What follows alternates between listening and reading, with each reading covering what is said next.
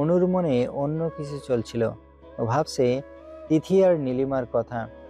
সেদিন অযাচিত কিছু কথা মুখ ফুটে বলে দেওয়ার পর আর মুখোমুখি হয়নি ওদের। নিজের আত্মগ্লানি ওকে আটকে রেখেছিল। যাদের সামনে সবসময় নিজের নির্ভীক ব্যক্তিত্বটা ধারণ করে এসেছে, সবসময় তারাই কিনা ওকে নিচু চোখে দেখবে, ফট ভাববে। এসব ভাবতেই লজ্জায় চোখ মুখ বুজে আসে ওর। যার জের ধরে এত দূর চলে গিয়েছে, তবুও নিজের বান্ধবীদের একটাবার জানায়নি পর্যন্ত। বরং অরুর মনে হচ্ছিল দেশ ছেড়ে চলে গেলেই ভালো হবে। তিথি আর নীলিমার মুখোমুখি হতে হবে না আর। ও বেঁচে যাবে। সান ফ্রান্সিসকোর শহুরে পরিবেশ ছাড়িয়ে আরও প্রায় ঘন্টা খানিক গাড়ি চলল। নির্জন হাইওয়ে রাস্তায় মাঝে মাঝে দু একটা প্রাইভেট কার ছাড়া আর কিছুই চোখে পড়ল না ওদের। কিছু দূর পরপর রাস্তার কোল ঘেঁষে দু একটা ওয়ালমার্ট আর ম্যাকডোনাল্ডসের ক্যাফেটেরিয়া দেখা গেল, তবে সেগুলো জনমানব শূন্য। এছাড়া রাস্তার দুপাশে যা চোখে পড়ে তা হলো উঁচু নিচু পাহাড় আর সারি সারি উইল্ট মিল। তবে চারিদিকের পরিবেশ প্রাণ জড়িয়ে দেবার মতোই সুন্দর। আঁকাবাঁকা পাহাড়ি রাস্তাগুলো পরিষ্কার তকতকে দেখে মনে হচ্ছে আজই পিচ ঢালা হয়েছে এতে। অথচ বাংলাদেশ হলে মানুষের গিজগিজ আর ময়লা আবর্জনায় রাস্তার মুখখানা পর্যন্ত দেখার উপায় নেই। যেতে যেতেই অরু বোধ করলো এদেশের মানুষ যতটা শৌখিন ঠিক ততটাই পরিশ্রমী। আসলে এখানে অরুর কোনো দোষ নেই। প্রথম পরিচিতিতে মানুষের ভালো দিকগুলোই বেশি নজরে আসে। অপেক্ষার অবসান ঘটিয়ে একটা ছোট মোটা ডুপ্লেক্স বাড়ির সামনে গিয়ে থামলো গাড়িটা। এতক্ষণ সবকিছু ঠিকঠাক থাকলেও হুট করেই নার্ভাস লাগতে শুরু করেছে অরুর। হাত পাগুলো যেন অবশ হয়ে এসেছে, সেই সাথে বমি বমি ভাব। মনে হচ্ছে কিছু একটা গলায় আটকে আছে। কিছুক্ষণ বাড়িটার দিকে তাকিয়েই কাটিয়ে দিল। ততক্ষণে অনু নেমে ওপাশ থেকে বারবার তাড়া দিচ্ছে। কি হলো না? তোকে রেখে আমি হসপিটালে যাব, ইমার্জেন্সি কল এসেছে। গাড়ির সাউন্ড প্রুফ কাঁচ গলিয়ে সে কথা অরুর কানে গেল না। ও আস্তে ধীরে সময় নিয়ে নামলো। বাইরে প্রচন্ড বাতাস আর গুড়ি গুড়ি বৃষ্টিতে ঠান্ডায় জমে যাওয়ার উপক্রম। অরু নামলে ড্রাইভার মতো লোকটা একটা কার্ড ধরিয়ে দিয়ে বলল, this is house password. Aru মাথা কাত করে কার্ডটা নিল। অনু এগিয়ে এসে অরুকে বলল, তাড়াতাড়ি চল, জমে যাব নইলে। অরু এখনো নিশ্চুপ, শুধু উপরনিচ মাথা নাড়িয়ে সায় জানালো। কিন্তু অনুর আর বাড়ির ভেতরে ঢোকা হলো না। তার আগেই ওর ফোনটা বেজে ওঠে। ফোন রিসিভ করে অনু কি বলল সেসব কিছুই কানে যায়নি অরুর। তবে তার পরপরই ওর শরীর জমে হিম হয়ে গিয়েছে। বাইরের খারাপ ওয়েদার এই শীতলতার কাছে কিছুই নয়, কারণ এবার ওর শরীর নয় বরং কলিজা জমে এসেছে।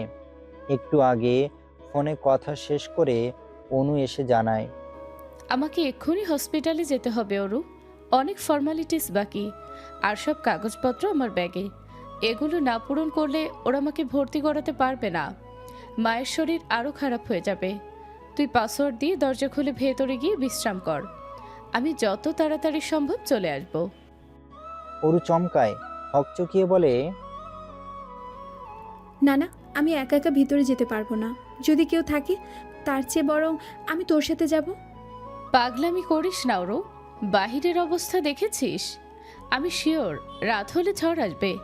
তাছাড়া তুই না বলেছিস আমার কথা শুনবি? অরু ঠোঁট উল্টে কাঁদো কাঁদো হয়ে বলে, আমার ভয় করছে আপা, যদি ভেতরে কেউ থাকে। আমি যতদূর জানি কেউ বাড়িতে নেই, নয়তো ড্রাইভার পাসওয়ার্ড দিত না। আর যদি থেকেও থাকে তুই নিজের পরিচয় দিবি, কোনো বোকামি করিস না, কেমন? অরু ঘাড় কাত করে সায় জানালো। অনু পুনরায় গাড়িতে উঠে পড়ে। যেতে যেতে বলে, সাবধানে থাকবি, প্রয়োজন হলে ফোন করবি। কিভাবে ফোন করব? আমার কাছে তো সিম কার্ডই নেই। মাথা নিচু করে বিড়বিড়িয়ে কথাটা বলল অরু। অচেনা দেশ, অচেনা শহর, অচেনা একটা বাড়ি। এখন আপাও চলে গেল। এর চেয়ে অসহায় বোধ হয় এই 18 বছরের জীবনে আর কোনোদিনও লাগেনি অরুর। চারিদিকের অবস্থা বেগতিক। আকাশটা কালো মেঘে ঢেকে ঘুটঘুটে অন্ধকার হয়ে আছে। এখানে আর দাঁড়িয়ে থাকার উপায় নেই।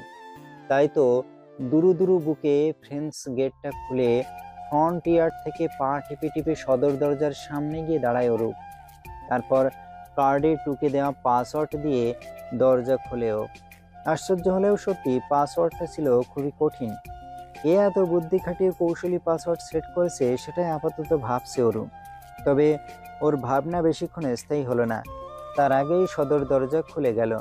ভেতরে প্রবেশ করে চারিদিকে একবার ভালো করে চোখ বুলিয়ে নিল অরু। কেউ নেই বাড়িতে। লোকালয় ছাড়িয়ে অনেকটা নির্জন পরিবেশে ছোট্ট একটা ডুপ্লেক্স বাড়ি।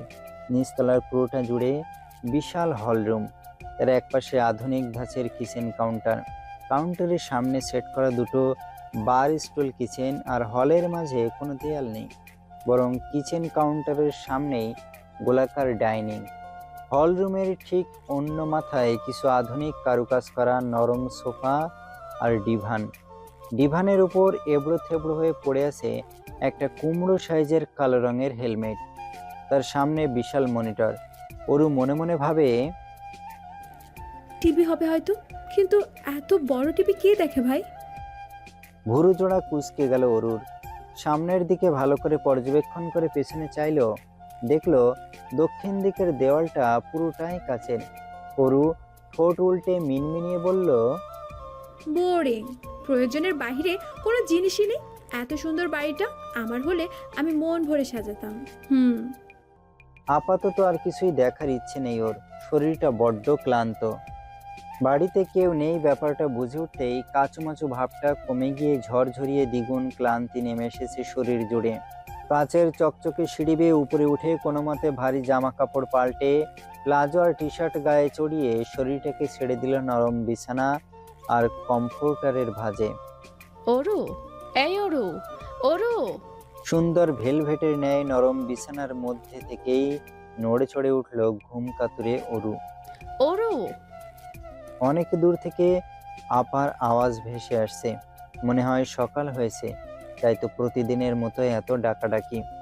কিন্তু আজ ঘুমটা বড্ড ভারী লাগছে। চোখ খোলাই যাচ্ছে না। এত নরম কেন লাগছে বিছানাটা? মনে হচ্ছে শরীরটা টানছে নিজের দিকে। অনু আবারও ডাকে শব্দ করে। অরু ওঠ। ঘুমের মাঝে অরু বলে ওঠে, ঘুমাতে দে না আপা, এই বিছানাটা অনেক নরম, আর এই কুশনের গন্ধটা চন্দন কাঠের মতো। এই বলে কুশনে নাক ডুবিয়ে আবারও লম্বা শ্বাস টানে অরু। এদিকে অরুর কাণ্ডে অনুর লজ্জায় জান যায় যায় অবস্থা। ও চোখ খিচে অস্পষ্ট সুরে বলে, অরু ওঠ, এটা তো রুম নয়। আর না, তুই বাংলাদেশে আছিস, আমরা সন্ধ্যায় আমেরিকা এসেছি, ভুলে গেছিস? আর এই মুহূর্তে তুই অন্য কারো রুমে ঘুমিয়ে আছিস। অনুর শেষ কথাটা একেবারে ছক্কা লাগার মতোই অরুর মস্তিষ্কে গিয়ে লাগলো। সঙ্গে সঙ্গে ধড়ফড়িয়ে উঠে বসলো অরু। মুখের কোণে জমে যাওয়া লালাটুকু মুছে শুষ্ক ঢোক গিলে হাঁপাতে হাঁপাতে বলল, কি বলিস আপা, কার রুমে আমি?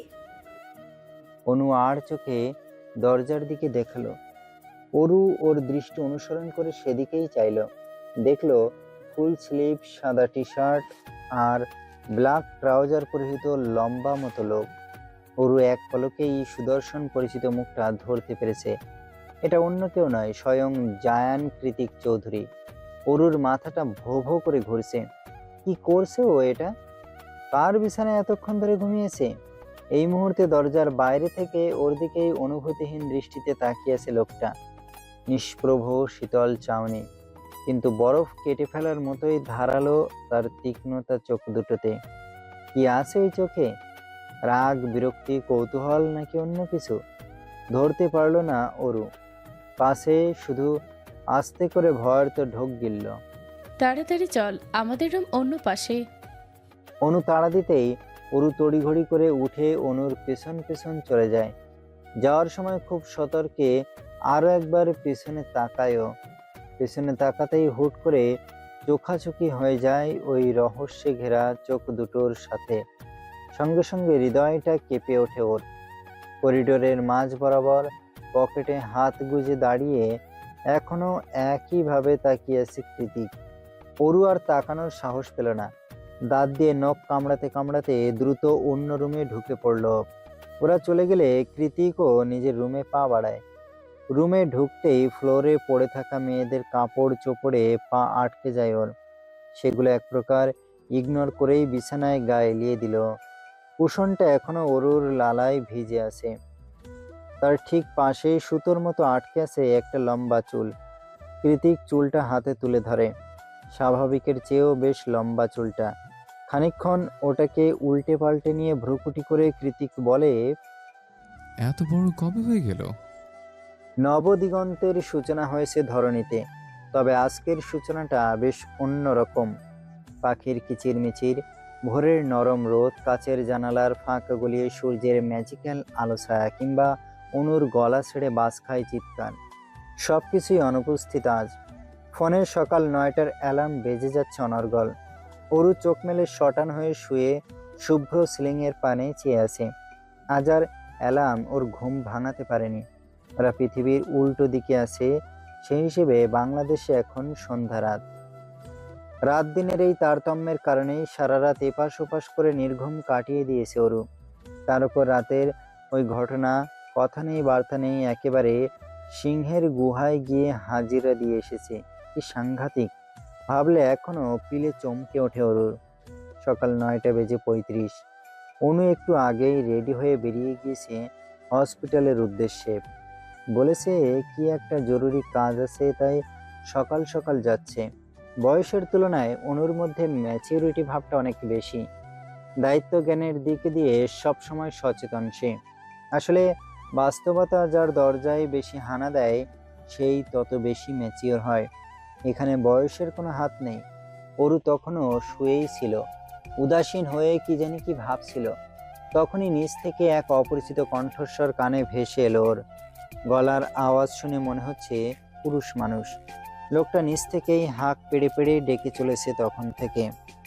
জেকে, জেকে, আমি জানি তুই রুমে আছিস, নিচে নাম এক্ষুনি, নইলে কিন্তু আমি উপরে চলে আসব। ইম্পর্টেন্ট কথা আছে আর। লোকটা আবারও ডাকতে যাবে, তখনই উপর থেকে ভেসে আসা মেয়েলি রিনরিনে কণ্ঠস্বর শুনে হকচকিয়ে গেল সে। এই বাসায় মেয়ে থেকে এলো? ভুল এড্রেসে আসেনি তো?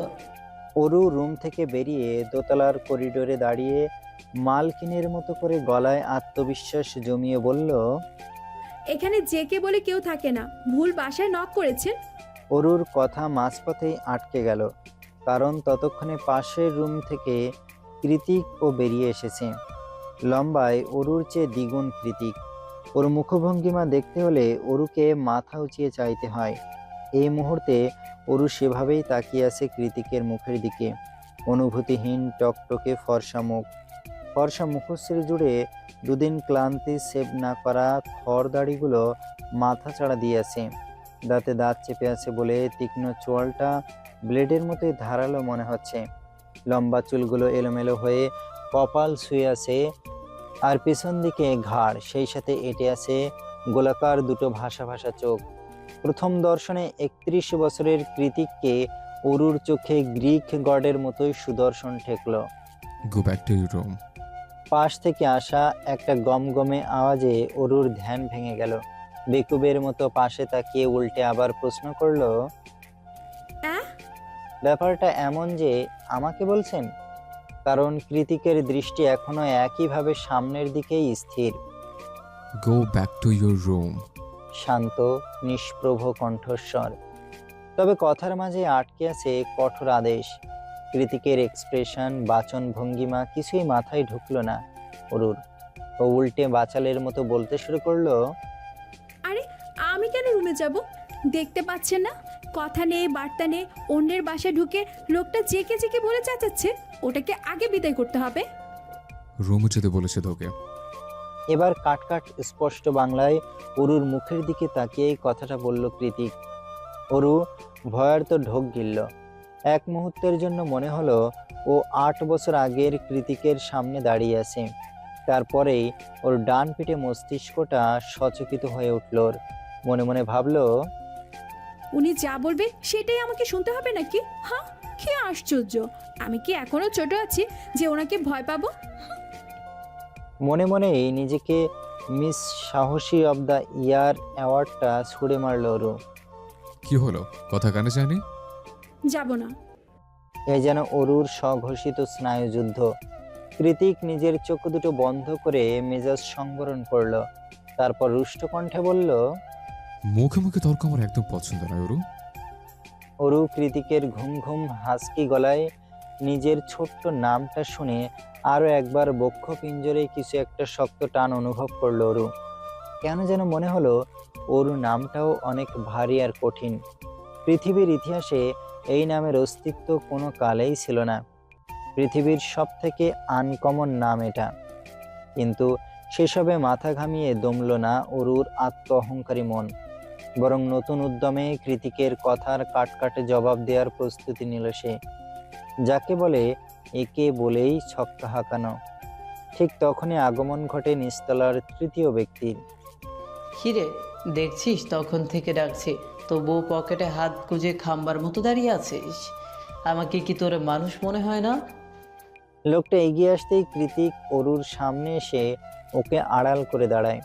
লম্বা চওড়া গ্রিক গড শেপওয়ালা বডির অধিকারী কৃতিকের পেছন থেকে রোগা অরুকে তো দূর থাক, ওর ছায়াটা পর্যন্ত দেখা যাচ্ছে না। অতঃপর কৃতিক বলে, কি চাই? চাই মানে? আমেরিকান সুপার মডেল সায়ের আহমেদ কি তোর ভিখারি মনে হয়? না, তবে ছ্যাঁচড়া মনে হচ্ছে। কি? তোরা সবকটা মিলে আবার আমার হাউস পাসওয়ার্ড হ্যাক করেছিস, তাই না? সায়র মুখে বিরক্তি ফুটিয়ে বলল, এছাড়া উপায় কি? না করলে তো জীবনেও দরজা খুলিস না, ফোন ধরিস না, SMS সিন করিস না, হুটহাট উধাও হয়ে যাস। কোন দিন দেখবো একা একাই ভুতুরে বাড়িতে মরে পড়ে আছিস। আমার সন্দেহ হচ্ছে যে কে তুই আসলে মানুষ তো, নাকি ভ্যাম্পায়ার টাইপ কিছু? সত্যি করে বল। সায়র বিরক্তিতে চোখ মুখ খিচে এক নাগাড়ে অভিযোগের লিস্ট উগড়ে দিচ্ছে। এদিকে কৃতিকের পিছনে এখনো ঠায় দাঁড়িয়ে আছে অরু। দৌড়ে রুমে চলে যাওয়ার উপায় নেই, কারণ কৃতিক ওর কবজিটা শক্ত করে চেপে ধরে রেখেছে। মুখ দিয়ে কিছু বলবে তার সুযোগ দিচ্ছে না, কারণ সায়রের মুখ ননস্টপ চলছে একটানা। এক নাগাড়ে টানা 10 মিনিট ধরে ননস্টপ কথা বলে তবেই ক্ষান্ত হলো সায়র। 10 মিনিট? হ্যাঁ, 10 মিনিটই হবে। কৃতিক তো চুপচাপ ঘড়ির দিকেই তাকিয়েছিল। পেছন থেকে অরু নিজের হাত ছাড়ানোর কসরত করে যাচ্ছে, কিন্তু কৃতিকের শক্ত বাঁধনের কাছে সেই চেষ্টা পিপলিকার সমতুল্য।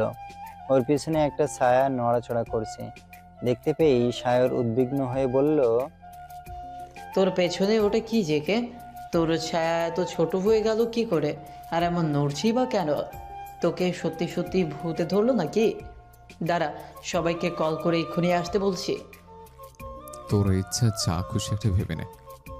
সায়র একটা মানুষকে ক বললে কলিকাতা বুঝে ফেলে। দেখা গেল সত্যি সত্যি তিল থেকে তাল বানিয়ে কৃতিককে প্রোটেস্ট বাই ঘোস্ট বানিয়ে ছাড়বে। তারপর শুরু হবে ওকে নিয়ে বেহুদা গবেষণা। তাই সকল রহস্যের ইতি টেনে নিজের চোখ দুটো খিচে বন্ধ করে অরুর হাতটা ছেড়ে দিল কৃতিক। সায়র সচকিত নজরে ওর পিছনে চাইল। দেখলো স্কার্ট আর টি শার্ট পরা গোলগাল পরনের পিচ্ছি একটা মেয়ে বিশাল লম্বা লম্বা সিল্কি চুলগুলো দুই পাশে ঝুঁটি করে বুকের সামনে ফেলে রেখেছে। একে কি বলা যায়, কেশবতী নাকি কেলোকেশী? সে যাই হোক, মেয়েটার চেহারায় বিরক্তি ছাপ স্পষ্ট। ফর্সা আদুরে মুখটা রাগে লাল হয়ে আছে, কপালেও বিরক্তির ভাঁজ। লাল লাল গাল দুটো দেখেই মনে হচ্ছে একটু টেনে দেই। সেই আশাতেই হাত বাড়িয়েছিল সায়র পিচ্ছিটার গাল টেনে দেবে বলে, কিন্তু সে আশাতে এক বালতি জল ঢেলে অরুকে এক প্রকার ধাক্কা মেরে রুমের ভেতরে পাঠিয়ে দিয়ে ঠাস করে বাইরে থেকে দরজা লাগিয়ে দিল কৃতিক। সায়র উদ্বেগ প্রকাশ করে বলল, এইভাবে কেন ধাক্কা মারলি মেয়েটাকে? ওর নিশ্চয়ই লেগেছে, দেখেই মনে হচ্ছে তোর মতো শরীর। কৃতিক দাঁত চেপে ঘাড়ের রগ ফুলিয়ে বলে, লাগুক, লাগার জন্যই মেরেছে। আর ওর শরীর তুলোর মতো নাকি লোহার মতো, সে চিন্তা মাথা থেকে ছেড়ে ফেল। এইভাবে বলছিস কেন? পিচ্ছি মানুষ তাই বলেছি। বাই দ্য ওয়ে, কে ও? No one. এই বলে সিঁড়ি ডিঙিয়ে ধাপ ধাপ করে নিচে নেমে যায় কৃতিক। সায়র কৃতিকের পেছন পেছন নামতে নামতে বলে, বাই এনি চান্স তুই কি এই পিচ্ছি মেয়েটার সাথে কিছু? কথা শেষ করতে পারল না সায়র।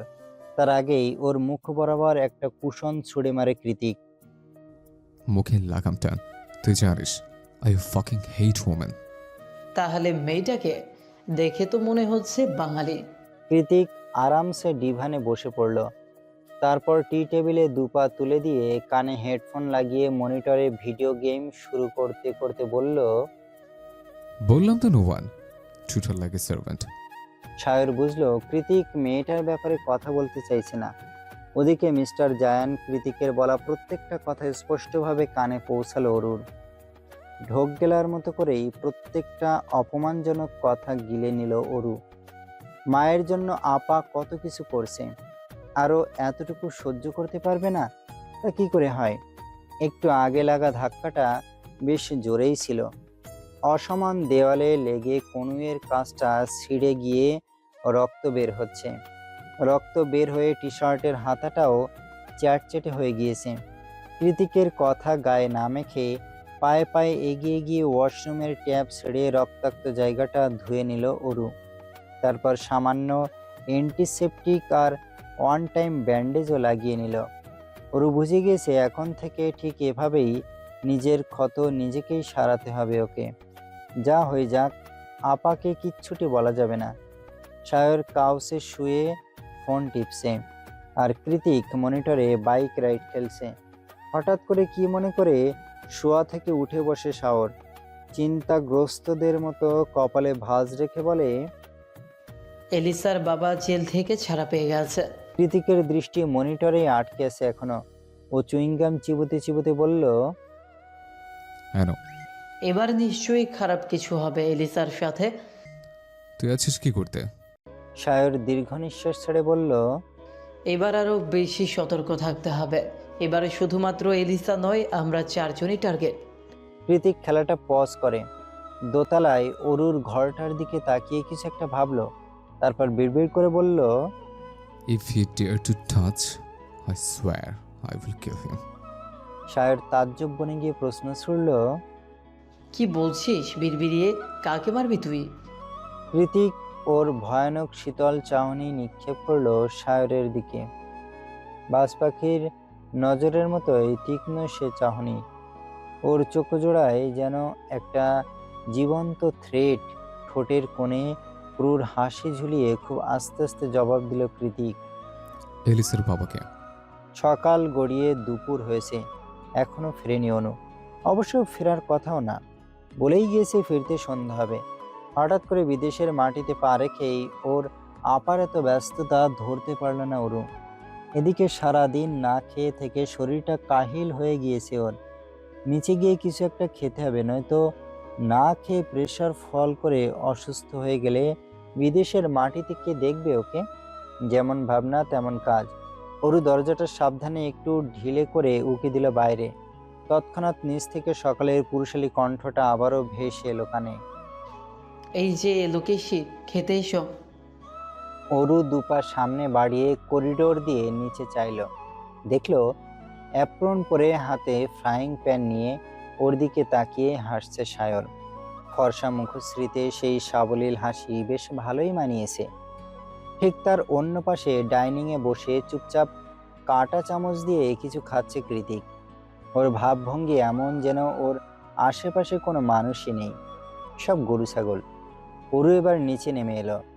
সায়র নিজের সাবলীল হাসিটা মুখে ঝুলিয়ে রেখেই ওর দিকে খাবারের প্লেট এগিয়ে দিয়ে বলল, বসে পড়ো। অরু প্লেটের দিকে উকি দিতেই ওর চোখ মুখ বিরক্তিতে কুঁচকে এলো। দুপুরের খাবারে এসব ঘাস পাতা কে খায়? সাথে এক টুকরো মাংস ভাজা, স্টেক হবে হয়তো, আর একটুখানি ম্যাশড পটেটো। ব্যাস এইটুকুই লাঞ্চ? গোল গোল অসহায় চোখ করে ওদের দুজনার দিকে তাকালো অরু। সায়র একবার অরুর দিকে আর একবার কৃতিকের দিকে তাকাচ্ছে। কৃতিক খেতে খেতে বলল, দেখতে তো এইটুকুনে, এত খবর রাখিস কোথায়? খুব রাগ হলো অরুর। আমেরিকা এসেছে বলে এইসব ঘাস পাতা খেয়ে বাঁচতে হবে? তাছাড়া ভাত নেই, ডাল নেই, তরকারি নেই, এটা কেমন দুপুরের খাবার? স্যাঁ। মনে মনে আমেরিকান গ্রিন কার্ডধারী বাঙালিদের হাজারটা তিরস্কার জানালো অরু। দেশে থাকে না বলে দেশের ঐতিহ্যটাও ম্যাশ পটেটোর সাথে ভর্তা বানিয়ে খেয়ে ফেলেছে না? তারপর আলগোছে নিজের লম্বা চুলগুলো হাত খোপা করে ওড়নাটা কোমরে পেঁচিয়ে এগিয়ে গেল রান্নাঘরের দিকে। কেবিনে আর ফ্রিজ হাতড়ে হাতড়ে কাছে চাল ডাল যা পেল সব কিছু একসাথে মাখিয়ে চুলায় বসিয়ে দিল। কয়েক মিনিটের মধ্যেই খিচুড়ির মোমো গন্ধে সুবাসিত হয়ে উঠল চারিদিক। সায়র নিজের প্লেট সরিয়ে রেখে রান্নাঘরের দিকে উকিঝুঁকি দিচ্ছে। ওর কাণ্ডে কৃতিক ভুরু কুঞ্চিত করে বলল, কি হলো, খাচ্ছিস না কেন? খেয়ে বিদায় হ। সায়র দাঁত কেলিয়ে বলল, খিচুড়ি কতদিন পর বাঙালি খানা, লোভ সামলাতে পারছি না। কৃতিক আবারও নিজের খাওয়ায় মন দিল। একটু পর এক প্লেট খিচুড়ি এনে সায়রের সামনে রাখলো অরু। গরম খিচুড়ির গন্ধে খিদের পেট গুড়গুড়িয়ে উঠল ওর। অরু বলল, খেয়ে বলুন তো কেমন হয়েছে। হুম হুম। গরম খিচুড়ি মুখে নিয়েই আবেশে চোখ বুজে এলো সায়রের। ওর মুখের এক্সপ্রেশন দেখলেই বোঝা যায় ও খাবারটা ঠিক কতটা পছন্দ করেছে। খাবার গিলে নিয়ে তৃপ্ত মাখা হাসি দিয়ে সায়র কৃতিককে বলল, তোর বোন ফাটাফাটি রান্না করে দোস্ত। এরকম রান্না খেতে পারলে আমি যখন তখন তোকে শালা বানিয়ে ফেলব, ড্যাম শিওর। নিজের হাত মুষ্টিবদ্ধ করে অগ্নিদৃষ্টিতে অরুর ক্লান্ত মুখশ্রীটা পরখ করল কৃতিক। তারপর একটা তাচ্ছিল্যের হাসি দিয়ে বলল, ও আমার বোন নয়, ও আমার বোন হতেই পারে না। মানে?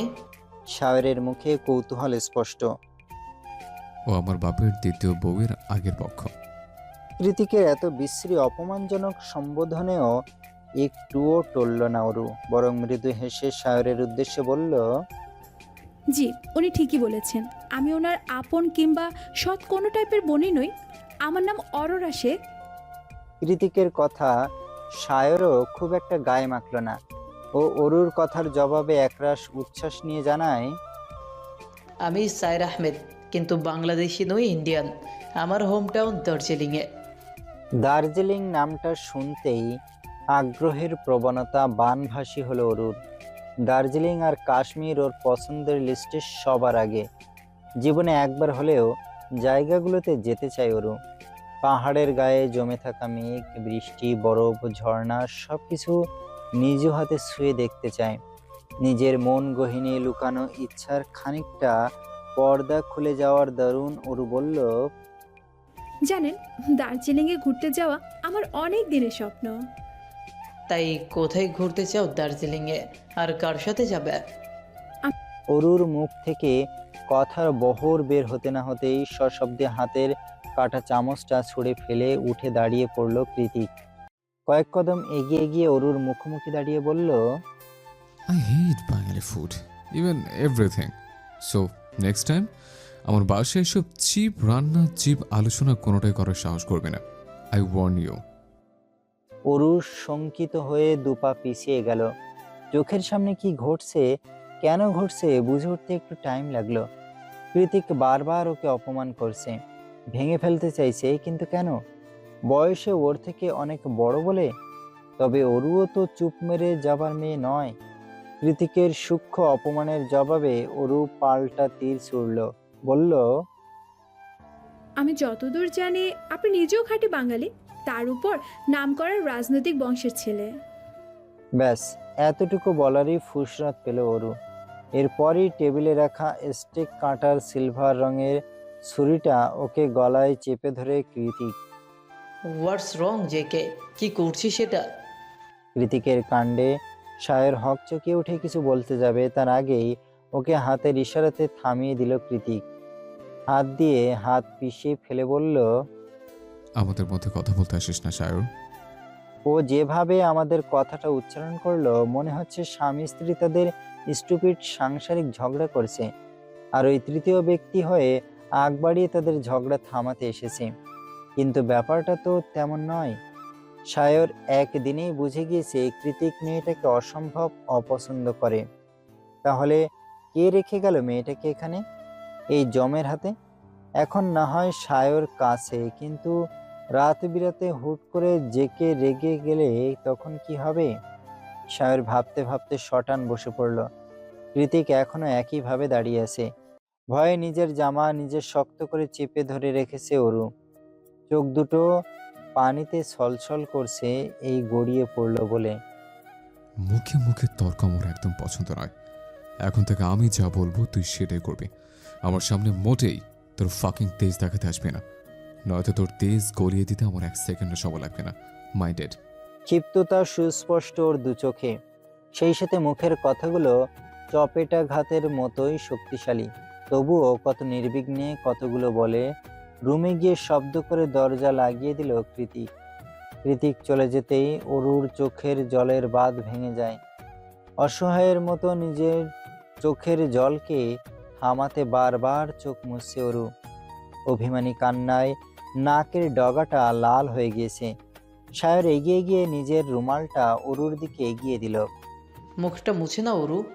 অরু নিল না, বরং দৌড়ে হল রুমে ছেড়ে দোতলার ছাদ বারান্দায় চলে গেল। বড্ড আত্মসম্মানে লেগেছে ওর। একজন অপরিচিত মানুষের সামনে এতটা অপমানিত এর আগে কখনো হয়নিও। কৃতিক কেন ওকে দু চোখে দেখতে পারে না, কেন ওর ওপর সবসময় ক্ষিপ্র হয়ে থাকে তা আজ ধরতে পারে না ওরু। এদিকে সায়র নিজেও কৃতিকের কাণ্ডে বিরক্ত। কোনো এক অজানা কারণে অস্বাভাবিক রাগ ওর। কখনো কি কারণে রেগে যায় সেটা কেবল ওই জানে। আর একবার রেগে গেলে তো কথাই নেই। এমন সব ভয়াবহ কাজ করে যেগুলো স্বাভাবিক মানুষের দ্বারা সম্ভব নয়। এত রকচটা স্বভাব নিয়ে কৃতিক যে কি করে কলেজের প্রফেসর ভেবে পায় না সায়র। কিন্তু অরু তো রেগে যাওয়ার মতো কিছুই করেনি। এত ছোট একটা মেয়ের সাথে এত বাজে ব্যবহার করার কি মানে আছে? আশ্চর্য। আনমনেই বলে ওঠে সায়র। সন্ধ্যায় কৃতিককে বিদায় জানিয়ে চলে যায় সায়র। আজ রবিবার ছিল বলে এসেছিল। প্রত্যেক সপ্তাহের ছুটির দিনে এলিশা, সায়র নয়তো অর্ণব কেউ না কেউ কৃতিকের সাথে দেখা করতে এই জনমানবহীন নীরব স্টেটে আসে। নয়তো মাসের পর মাস গেলেও কৃতিকের কোনো খোঁজ মেলে না। না কোনো সোশ্যাল মিডিয়া, না কোনো ইন্টারনেট, না কোনো ফেস টু ফেস আলাপ। অনেকটা অস্বাভাবিক লাইফস্টাইল বলা চলে ওর। স্বাভাবিক মানুষ এভাবে একা একা থাকলে দম বন্ধ হয়ে মারা যাবে নিশ্চিত। প্রয়োজনের বাইরে গিয়ে ও শুধু একটা কাজই করে, সেটা বাইক রাইডিং। কৃতিক সায়রকে এগিয়ে দিতে গেটের কাছে এলো। সায়র গাড়িতে উঠতে উঠতে বলল, প্লিজ ভাই, মেয়েটাকে আঘাত করিস না।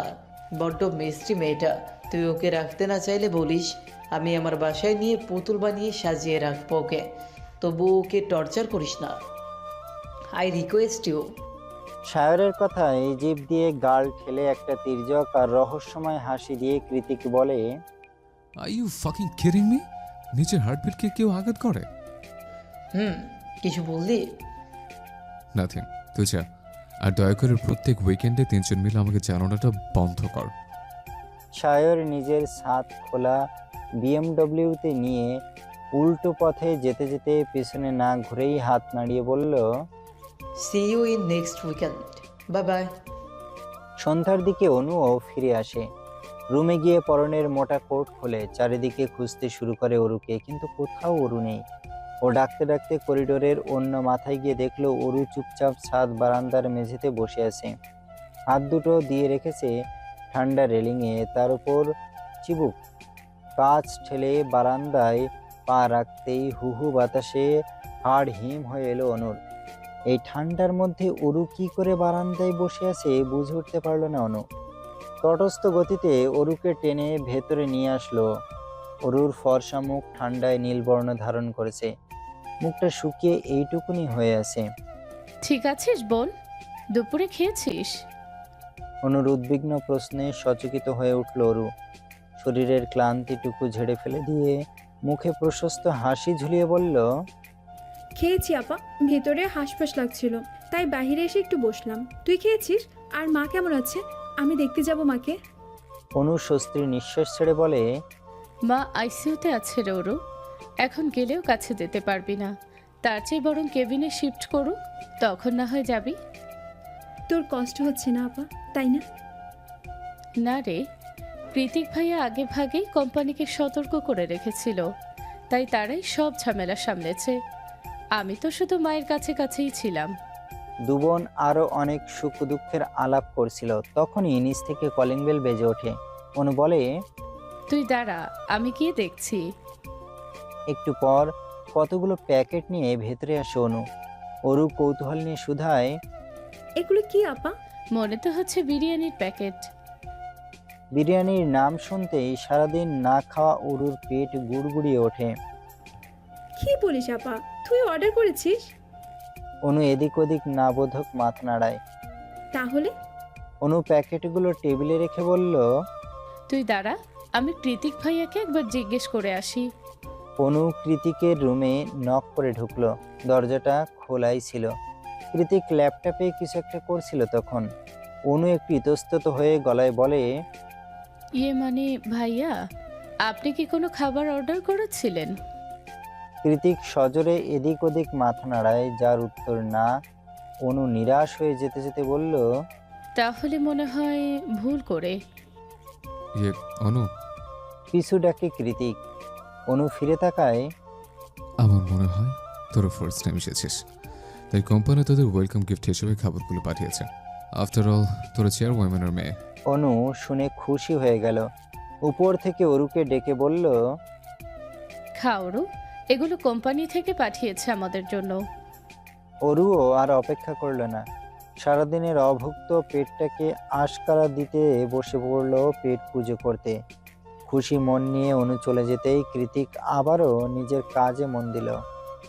সান ফ্রান্সিসকো থেকে মাইল 30 দূরে ছোট নির্জন এই শহরতলির আবহাওয়া বড়ই অদ্ভুত। সপ্তাহে বড় জোর 2-1টি বার রোদের মুখ দেখা যায়। বাকিটা সময় ঘুটঘুটে মেঘাচ্ছন্ন আকাশ, নয়তো কুয়াশা ঢাকা ঝাপসা প্রকৃতি। তার উপর হাড় কাঁপানো ঠান্ডা তো আছেই। ঘরের মধ্যে কৃত্রিম তাপমাত্রা নিয়ন্ত্রণ ব্যবস্থা থাকায় সেই হিমধরা শীত ছুটে পারে না মানুষের শরীর। -0 ডিগ্রিতেও এদেশের মানুষের কর্মব্যস্ত জীবন অনড়। কিন্তু একা একা এভাবে রুমের মধ্যে বসে বসে ঠিক কতক্ষণ থাকা যায়? গত 2 দিন ধরে এভাবে কাটাচ্ছে ওরু। খাও দাও আর ঘুমাও। আপাও সকাল হতে না হতেই হসপিটালে ছোটে। কৃতিক বাড়িতে থাকা না থাকা একই কথা। সে কখন আসে কখন যায় সেই ধারণাটুকু পর্যন্ত নেই অরুর। তাছাড়া এই বদমেজাজি লোকের সাথে মুখ দেখা দেখি না হওয়াটাই ভালো। এক কথায় গুড লাক। রুমের মধ্যে এদিক ওদিক পায়চারি করছে অরু। অলস মস্তিষ্কটা ভাবছে কি করা যায়, কিভাবে সময় কাটানো যায়। তখনই গুরুদায়িত্ব মনে পড়ার মতোই মনে পড়ে যায় নিখিল ভাইয়ের কথা। গত 2 দিনে ওর তো ভুলেই গিয়েছিল নিখিল ভাইয়ের সাথে একই দেশে আছেও। কিন্তু মাত্র এই কয়েকদিনের দূরত্বে কিভাবে আপনাকে ভুলতে বসলাম আমি নিখিল ভাই? ওর অবচেতন মস্তিষ্ক বলল, ভালোবাসলে ভোলা যায়, তার মানে কি আমি তাকে ভালোবাসি না? না না, কি ভাবছি এসব? ভুলভাল চিন্তাদের দূরে ঠেলে দিয়ে নতুন ভাবনার সংযোজন করলো। যে করে হোক নিখিল ভাইকে খুঁজে বের করবো আমি, কিন্তু কিভাবে? তখনই চোখ গেল বেড সাইড টেবিলে অযত্নে পড়ে থাকা মুঠো ফোনটার দিকে, যেটা গত 2 দিন ধরে বন্ধই পড়ে আছে। অরু এগিয়ে গিয়ে ফোনটা হাতে তুলে নিল। মনে মনে ভাবলো এটাকে চার্জ দিয়ে লাভ নেই, কারণ ওর কাছে সিম কার্ড নেই। তাহলে এবার কি হবে? অরু পা দুলিয়ে খাটে গিয়ে বসে পড়ে। তারপর ভাবতে ভাবতে আনমনে বলে, আমাকে ধাপে ধাপে এগোতে হবে। সবার আগে নিখিল ভাইয়ের ভার্সিটি খুঁজে বের করতে হবে, আর সেটা জানতে হলে তিথিকে কল করতে হবে। একমাত্র ওই জানবে নিখিল ভাই কোন ভার্সিটিতে হায়ার স্টাডির জন্য এসেছে। তারপর অ্যাড্রেস দিয়ে সোজা নিখিল ভাইয়ের মুখোমুখি। কথাটা ভেবেই লজ্জায় নিজের মুখে 2 হাত চেপে মুচকি হাসে অরু। কিন্তু তিথির সাথে যোগাযোগ করার উপায় কি? বুদ্ধিদীপ্তিদের মতো চোখ জোড়া বড় করে অরু বলল, আইডিয়া। এত বড় বাড়িতে নিশ্চয়ই একটা ল্যান্ডলাইন থাকবে। হ্যাঁ থাকবে, শুধু খুঁজে বের করতে হবে। নিজেকেই নিজে আশ্বাস দিল। তারপর আর দেরি করল না। তৎক্ষণাৎ ডায়েরির পাতা থেকে তিথির নাম্বার টুকে রাখা পৃষ্ঠাটা ছিঁড়ে নিচের দিকে ছুটে লাগালো নতুন কোনো সুযোগের আশায়। বেখেয়ালি অরু এক প্রকার নাচতে নাচতেই নিচে নেমে এলো। তবে শেষ সিঁড়িটা পেরোতেই ওর পায়ের উদ্যম গতি থেমে গেল। সেই সাথে হাস্যোজ্জ্বল মুখটাও চুপসে গিয়ে থমথমে দৃশ্য ধারণ করলো। অন্ধকার হলো রুম। কালকের মতোই ডিভানে বসে টি টেবিলের উপর 2 পা তুলে বাইক রাইডিং ভিডিও গেম খেলছে কৃতিক। অরু মনে মনে বিরক্ত হলো। এত বড় হয়েও সারাদিন ভিডিও গেম খেলে এলো, আশ্চর্য। অফিস টাইম নেই নাকি? আবার হতেও পারে কোটিপতি বংশের একমাত্র উত্তরাধিকারী মিস্টার কুম্ভকর্ণ। নিজের মনের কথায় নিজেই ঠোঁট টিপে হেসে ওঠে অরু। সঙ্গে সঙ্গে মনিটরের গেমটা পজ হয়ে যায়। কৃতিক ভুরুকুচকে দিকে তাকিয়ে থাকে কয়েক সেকেন্ড, তারপর গম্ভীর স্বরে বলে, হোয়াট হ্যাপেন? এইভাবে আসছিস কেন? আমি বয়সে তোর থেকে ঠিক কত বছর বড় তুই জানিস? অরুর হাসি থেমে যায়।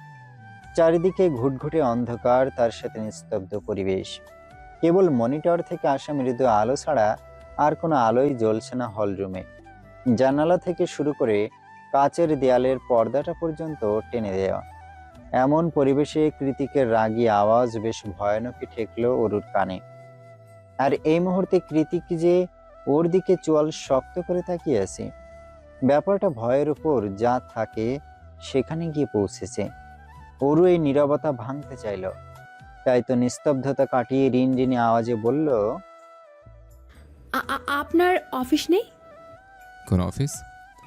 মা, কি বলছেন? আপনাদের কোম্পানি জেকে গ্রুপ।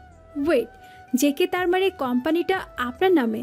আর কালকে ওই ভাইয়াটা আপনাকেই ডাকছিল, জায়ান কৃতিককে ছোট করে জেকে। আঙুল নাড়িয়ে নাড়িয়ে অরুর করা বিশ্লেষণ কৃতিক শুনেছে কি শোনেনি কে জানে। ও আবারও মনিটরে নজর দিয়ে বলল, আমার সামনে একদম আসবি না। তোর হাসিটা বিশ্রী লাগে আমার। আর ওটা আমার নয়, তোর মায়ের অফিস। আর না ওখানে আমি বসি, তুই চাইলে অবশ্য বসতে পারিস। অরু মনে মনে ভড়কায়। কি বলে এলো? আমি কেবল কলেজ পাশ করে এডমিশন নিলাম, উনি কি ঠাট্টা করছেন? মানুষে তো সিরিয়াস ফেস নিয়েও ঠাট্টা করতে পারে। অদ্ভুত। অরু আর ঘাটায় না কৃতিককে। বেশি ঘাটালে হুট করে কি জানি কি অপমান করে বসে, তার ইয়ত্তা নেই। তাই অরু কথা ঘুরিয়ে বলে, বলছে যে লাইটটা জ্বালাতাম, একটু কাজ ছিল। নো। সচকিত জবাব আসে কৃতিকের দিক থেকে। কিন্তু কেন? আমার অন্ধকার ভালো লাগে, তাই চা করার এই অবস্থাতেই করেছে। হালকা নিঃশ্বাসে বেরিয়ে এলো অরুর বুক চিরে। কৃতিক বলেছে মানে সে কথা এক চুলও নড়বে না। তাই অন্ধকার হাতড়েই ল্যান্ডফোনের সামনে গিয়ে সফেদ কার্পেট বিছানা মেঝেতে বসে পড়ল অরু।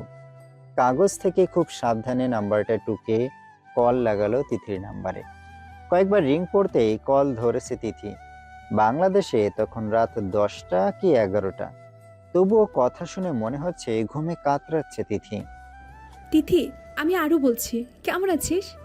তিথি চমকায়। একে তো বিদেশি নাম্বার, তার উপর দেশে থাকতেই সকল যোগাযোগ বন্ধ করে দিয়েছিল অরু। এখন হুট করে আবার কেন ফোন দিল? তিথি কিছু বলবে তার আগেই অরু বলে, তিথি, আমার তোর সাথে অনেক কথা আছে, সব খুলে বলবো তোকে। তার আগে ছোট্ট একটা ইনফরমেশন দে। নিখিল ভাই কোন ইউনিভার্সিটিতে পড়ার জন্য ইউএসএ এসেছে?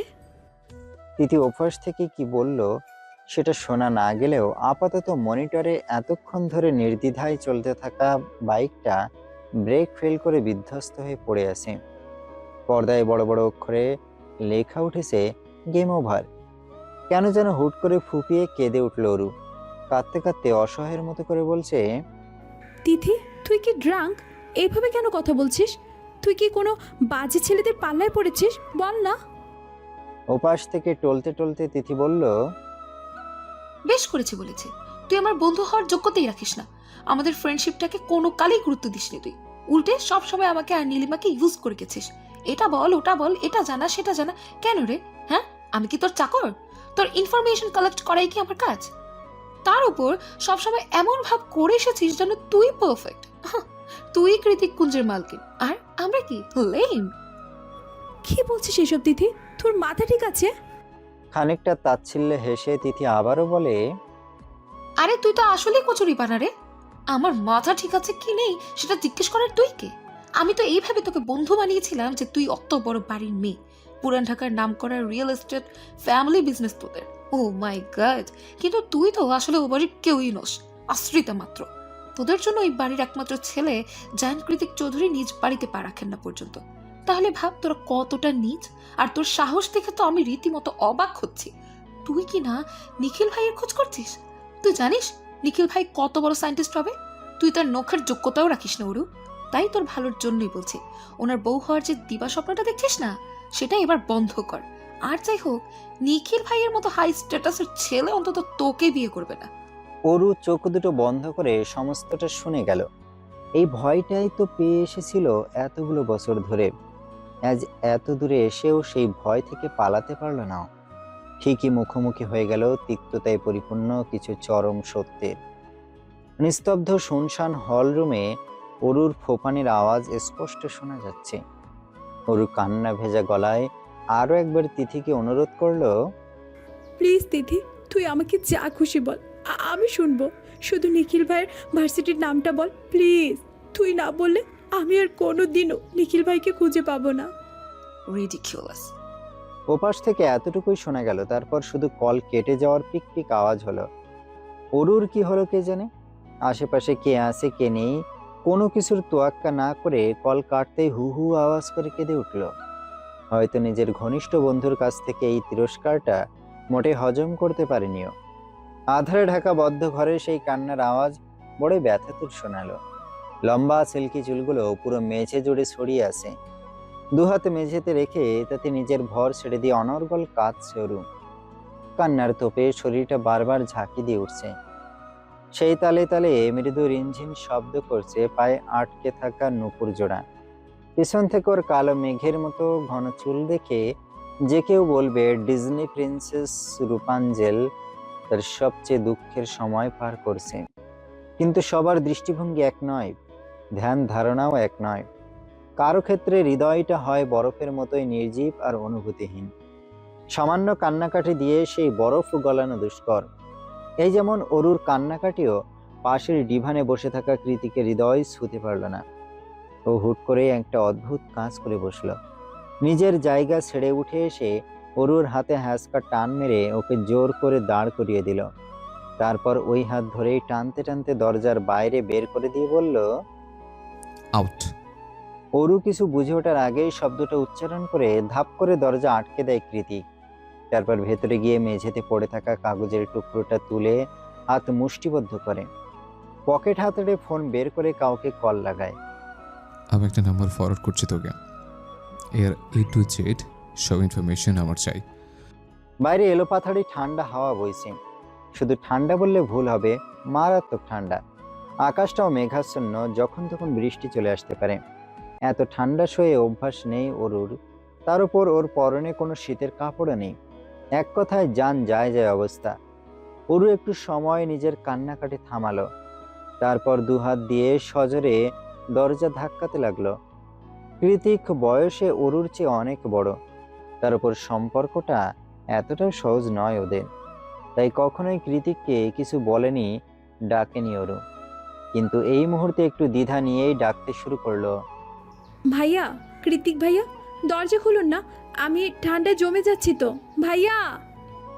ওপাশ থেকে কোনোরূপ প্রতিক্রিয়া এলো না। এভাবে ঠিক কতক্ষণ ডেকেছে মনে নেই অরুর।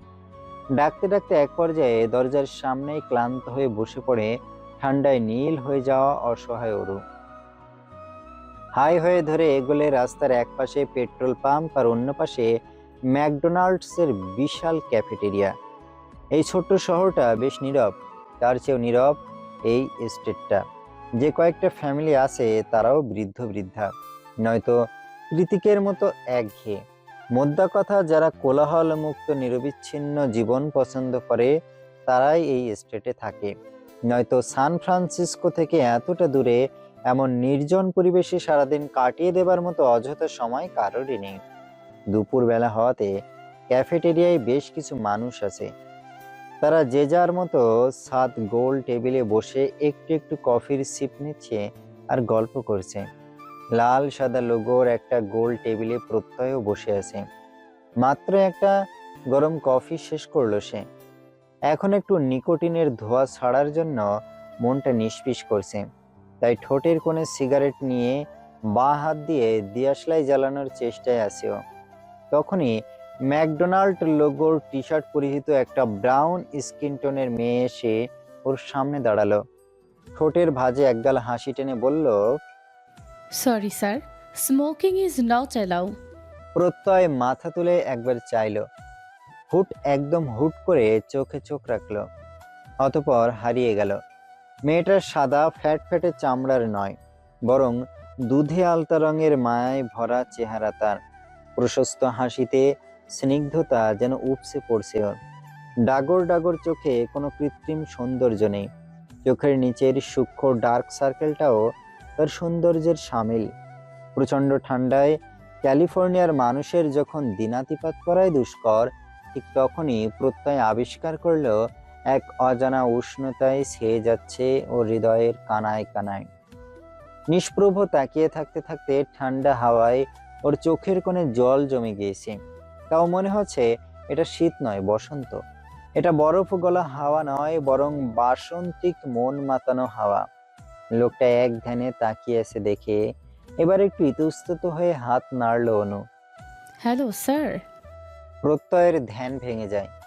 ও তৎক্ষণাৎ হুড়মুড়িয়ে সিগারেটটা ডাস্টবিনে ছুঁড়ে ফেলে দেয়। Thank you sir.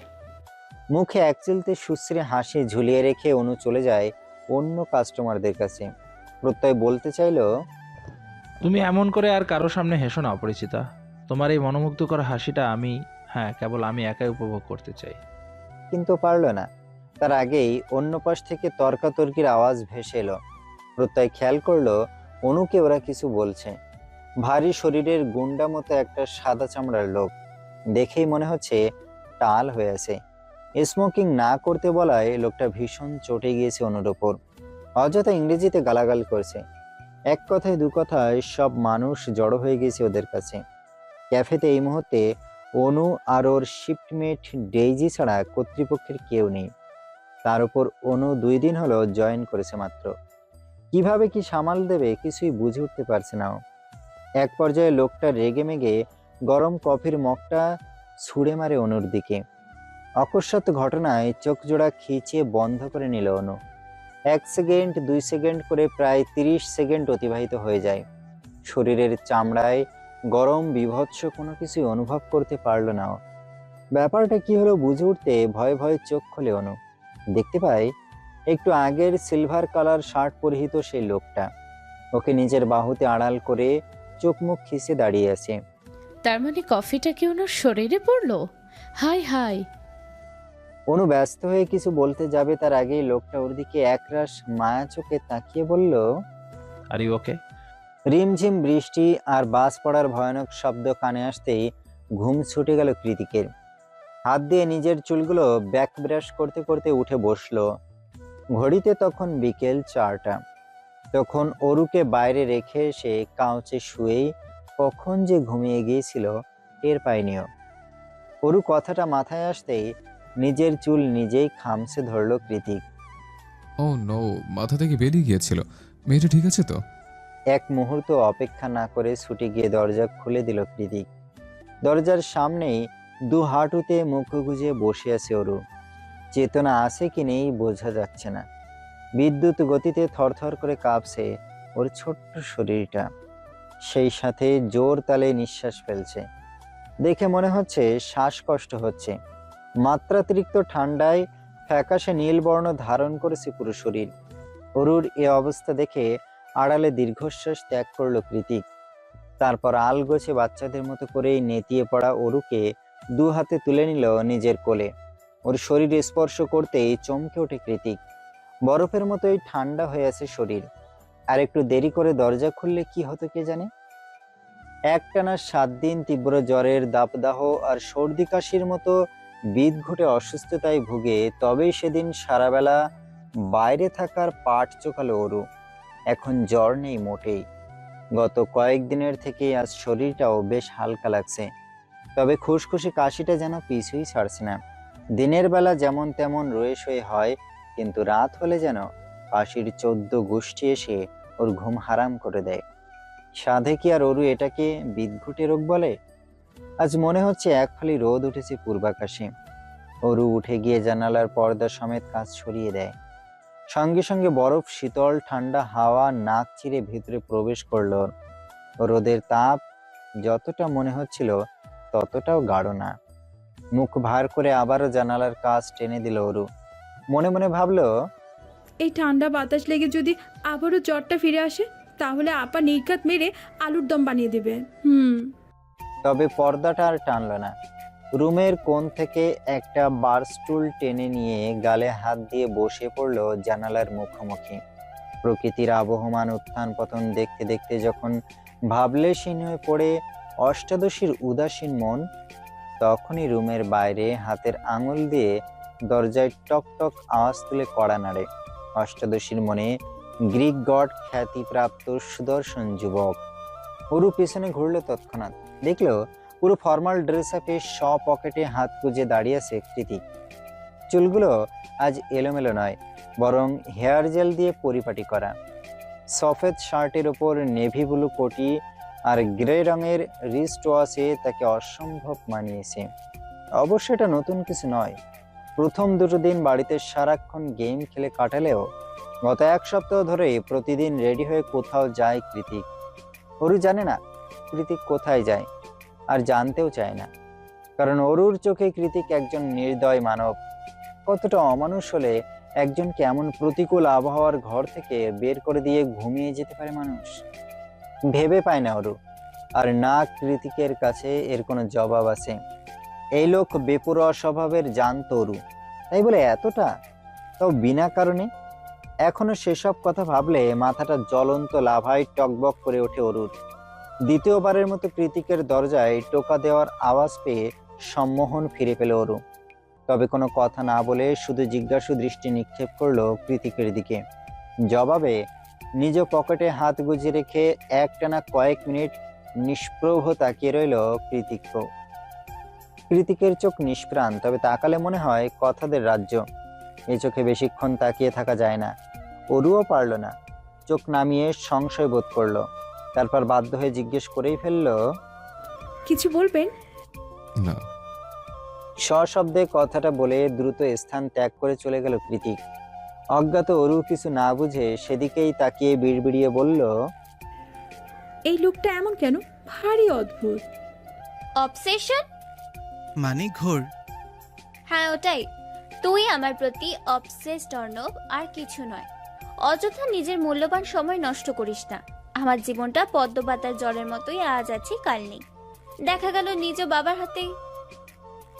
বাক্যটুকু আর শেষ করতে পারল না এলিসা।